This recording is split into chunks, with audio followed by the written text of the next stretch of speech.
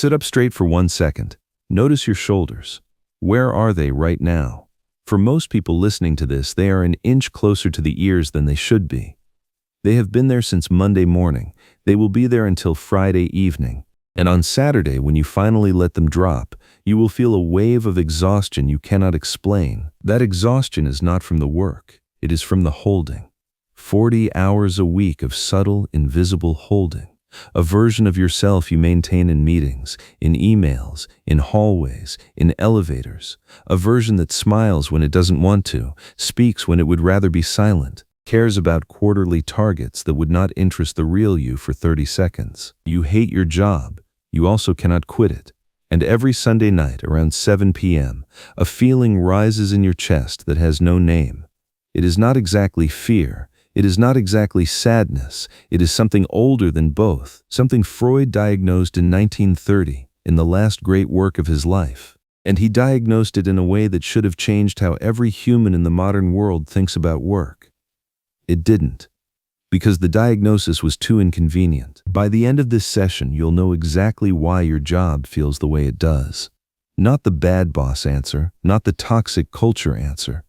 Everyone has those answers, the deeper one. The one that explains why even the people with good jobs feel this. Why even the dream job, after 6 months, starts to suffocate. Stay with me. There's a patient I want to tell you about. He came to Freud in 1929 complaining about his hands. He had a story that will explain everything you feel about Monday morning. I'll come back to him. Lie down. Close your eyes. This is your session. Let me describe your last Sunday night. Around 6 p.m. the feeling started. You didn't notice it yet. You were watching something, maybe cooking, maybe with family, but underneath, something was tightening. By 8 p.m. you noticed it, a small dread. You opened your laptop, you checked your email, you told yourself you were just preparing for tomorrow. You weren't preparing, you were performing a ritual. The ritual of pretending you have control over the next 5 days. By 9 p.m. you were on your phone, scrolling. You weren't looking for anything. You were trying to forget what tomorrow looks like. By 10 p.m., you were tired but couldn't sleep. You went to bed anyway. You lay in the dark, and in the dark, your mind played a slideshow of every interaction you'd had at work last week, every email you should have answered, every meeting where you almost said something true and didn't, every moment you smiled at someone you don't actually like. You eventually fell asleep around midnight. Your alarm went off at 6:30. And the moment you opened your eyes, before your feet hit the floor, before you remembered who you were, your nervous system already knew.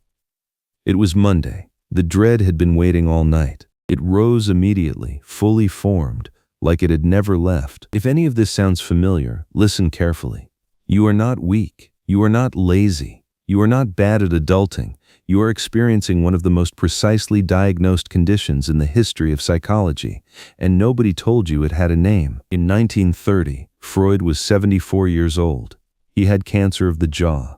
He had watched his patients turn into Nazis.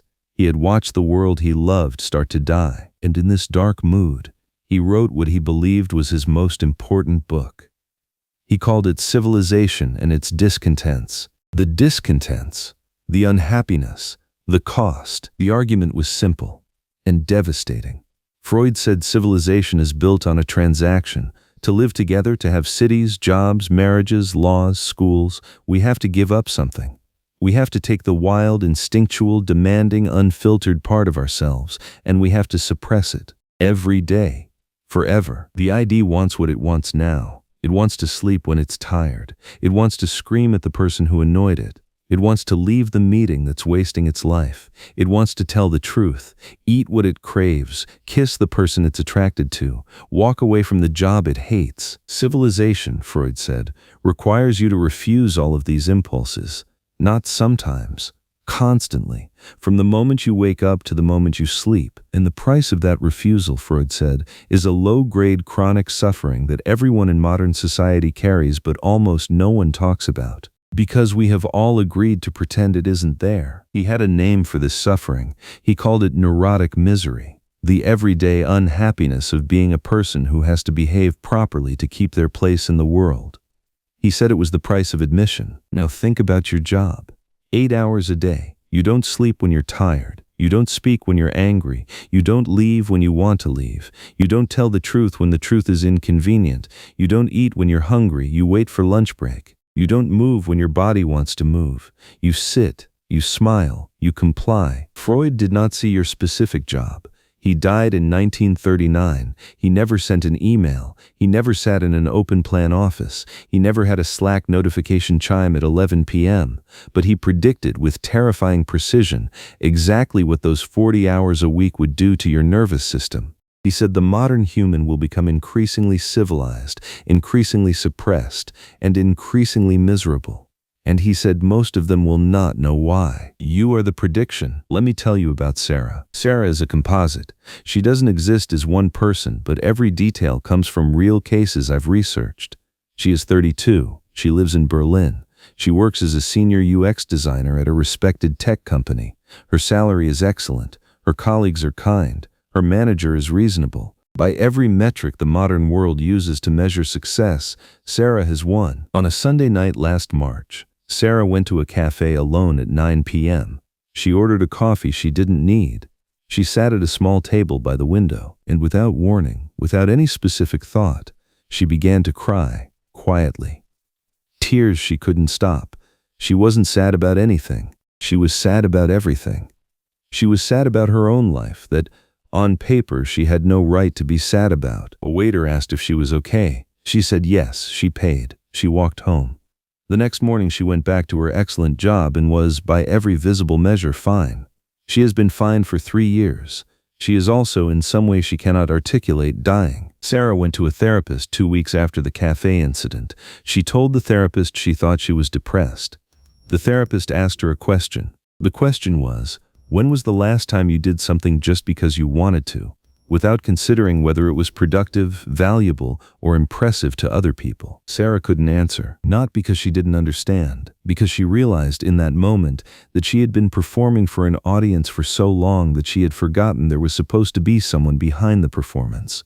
The audience was her LinkedIn, her parents, her colleagues, her own internal supervisor, watching every move, taking notes. Every choice she had made for 15 years, including the choice of this very career, had been made by the part of her that wanted to be approved of, not the part of her that wanted to be alive. Freud would have recognized Sarah immediately. He had a name for what was happening to her. He called it the tyranny of the superego, the internalized voice of authority, parents, society, civilization that lives inside your head and judges every impulse before you can even feel it. The superego, Freud said, becomes harsher as civilization becomes more complex.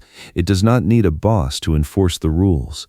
It enforces them on itself, 24 hours a day, even in your dreams. Sarah's job wasn't draining her. Her job was just the location where the draining was most visible. The actual draining was happening in her own mind, every minute, as her superego policed every thought, every gesture, every decision against an impossible standard nobody had ever stated out loud. This is the master mechanism. The job is not the cause.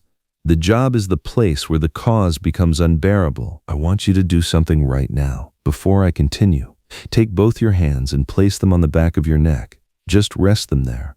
Notice the temperature. Notice if there's tension at the base of your skull. For most people listening, there is. There is a knot there that has been there since you were maybe 22. You stop noticing it because it never goes away. That knot is not from sitting at a desk. The desk made it worse, but the desk didn't make it. That knot is the physical location where your superego lives in your body. It is where you hold every word you didn't say, every feeling you didn't express, every truth you swallowed because saying it would have cost you something. Your job didn't put it there. Your job just keeps it there. If you've made it this far, the next part is the hardest. Most people can't hear it without flinching. So I'll say it once, slowly. You can't quit your job because your job is doing something for you that you secretly need it to do. It is keeping the wild part of you contained. It is giving you a structure that prevents you from having to face the question of who you would actually be if no one was watching. The dread you feel on Sunday night is not the dread of returning to the job. It is the dread of a system that you partly built yourself, because the alternative was even more frightening. Freedom, Freud said, is the most terrifying thing humans encounter. Most of us choose comfortable suffering over uncomfortable liberation. Every single time. This is the part that makes the diagnosis unbearable. You don't just hate your job, you also need it. And the part of you that hates it and the part of you that needs it are the same part, split against itself. Now let me tell you about the patient who came to Freud in 1929, the one I promised I would come back to. He was a 41-year-old accountant in Vienna. He came to Freud complaining about his hands. They had started shaking slightly every Monday morning. By Wednesday, the shaking would calm down. By Friday, it was almost gone. On Saturday and Sunday, his hands were perfectly steady. On Monday morning, the moment he picked up his briefcase, the shaking started again. He had been to 3 doctors. None of them found anything wrong. They told him it was stress. He thought it was stress too. He came to Freud as a last resort. Freud worked with him for 14 months. And what they discovered together explains your Sunday night dread more clearly than any modern career advice book. The accountant had wanted, when he was 19, to be a violinist. He had studied music since he was a child. He was good. He had been accepted to a conservatory in Vienna. His father, a successful businessman, told him that music was for women and weak men, that he would become an accountant like his father, and that the discussion was over. The accountant became an accountant. He became a successful one. He had not played the violin in 22 years. He had not, until Freud asked him, allowed himself to even remember that he once wanted to. The shaking in his hands every Monday morning was not stress. It was his hands trying to play music. It was the part of him that had been refused permission to exist for 2 decades, briefly waking up at the threshold of the office and being told, again, no. Every Monday, for 22 years, the hands stopped shaking 3 months after he started playing the violin again on weekends. He never quit accounting. He didn't have to. The body just needed the music to exist somewhere. Once it had a home, the symptom was no longer necessary. This is what Freud understood that the modern world has forgotten. The job is not the problem. The problem is what the job has crowded out. Every person watching this video has a violin somewhere inside them, some part of them that was told, by parents or culture or economic necessity, that it could not exist. And that part does not die. It waits. And it expresses itself in symptoms, the shoulders that won't relax, the Sunday night dread, the midweek crying, the exhaustion that no amount of sleep can fix. Your civilized self is in charge for 40 hours a week. The other self, the wild self, the violinist self, gets the leftover hours, and it is angry about it. So what do? Most of the world will tell you to quit, to find your passion, to start a business, to follow your dreams. This is mostly bad advice, and it is bad in a specific way. It assumes the problem is the job. The problem is not the job. The problem is the architecture of your life. Quitting one job and replacing it with another job, even a better one, will not solve this. The dread will follow you, because the superego comes with you. The superego is the one who makes the next job feel like the last one. What worked for Freud's accountant is what works for you. Find the violin. The thing inside you that was told it couldn't exist. The thing you stopped doing at 14 because someone laughed at you. The thing you wanted to study in college but didn't because it wasn't practical. The way you wanted to spend your Saturdays before you became someone who spends Saturdays recovering from the week. Give it 1 hour a week, not as a hobby, not as a side hustle, not as something that needs to make money or produce a result or impress anyone. As a debt to the part of you that has been carrying the weight of your civilized life without ever being allowed to speak. This connects to everything we've discussed. The exhaustion in our last session was the energy spent on this suppression. The phone you can't put down is the phone that lets you avoid hearing the violin. The mask we talked about is the mask the superego forces you to wear. They are all symptoms of the same condition. The neurotic misery Freud diagnosed 100 years ago.